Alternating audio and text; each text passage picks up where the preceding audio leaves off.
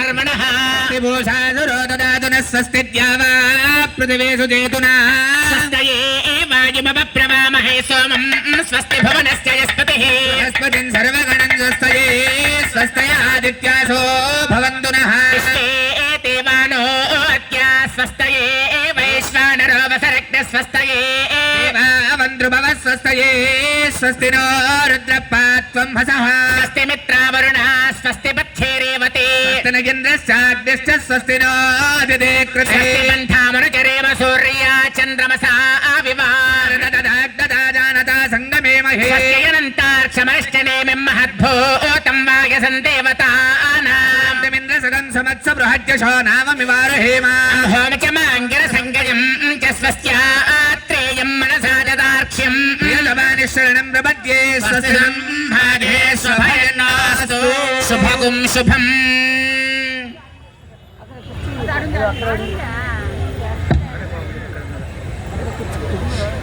ఖాళీనా లేదమ్మా, అదెవరో కవర్ పెట్టుకొని ఉన్నారు.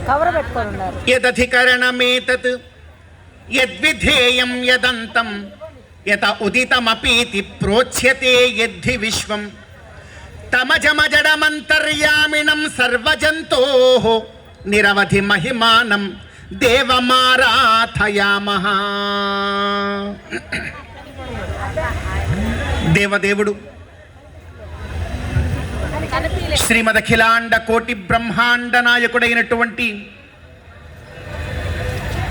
శ్రీ వెంకటేశ్వర స్వామి వారి యొక్క కమనీయమైన దివ్య కళ్యాణ మహోత్సవాన్ని మనమందరం కూడా ఎంతో చక్కగా ఆరంభం చేసుకున్నాం.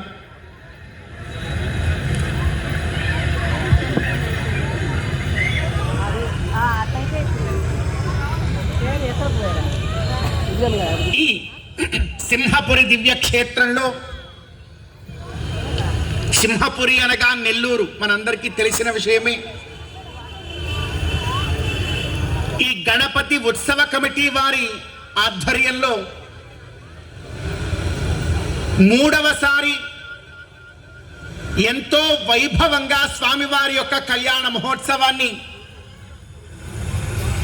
చేయగలిగేటువంటి అవకాశాన్ని నాకు చేయించుకునేటువంటి మహాభాగ్యాన్ని ఆ భగవంతుడు మరి మనందరికీ కూడా అందజేసి ఉన్నాడు. ఇంచుమించుగా ఒక 4-5 సంవత్సరాల క్రితం కళ్యాణ మహోత్సవాన్ని ఇక్కడ జరపడం జరిగింది.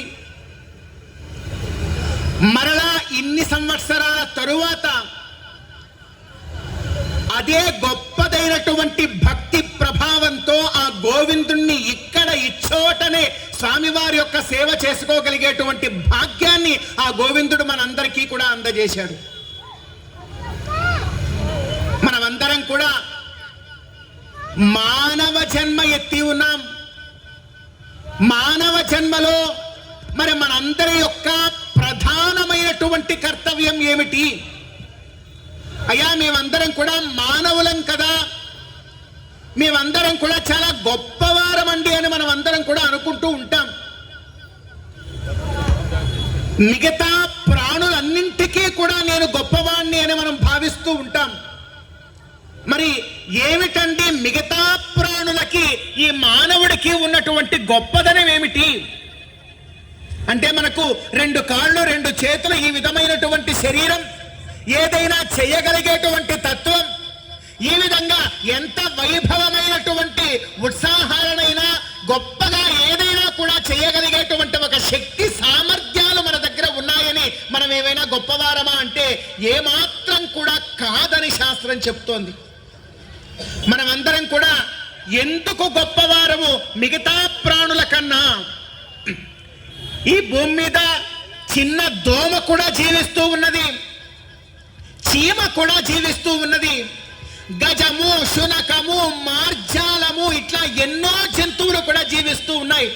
మరి వాటన్నింటికీ లేనటువంటి వైభవం ఈ మానవుడికి ఏమున్నది అంటే ఒకే ఒక్క మాట చెప్తారు మన పెద్దలందరూ కూడా, ఆహార నిద్ర భయమైథునంచ సామాన్యమేతత్ పశుభిర్నరాణాం ధర్మో హి ఏకో అధికో విశేషః ధర్మేణ హీనాః పశుభిః సమానాః అని. మనమందరం కూడా మానవులమని అనిపించుకోవాలి అంటే ధర్మాచరణలో మనం ఉండాలి. మన స్వధర్మాన్ని మనం అందరం కూడా పాటించగలగాలి. మన స్వధర్మాన్ని కనుక మనం పాటిస్తూ ఉంటే అంతవరకు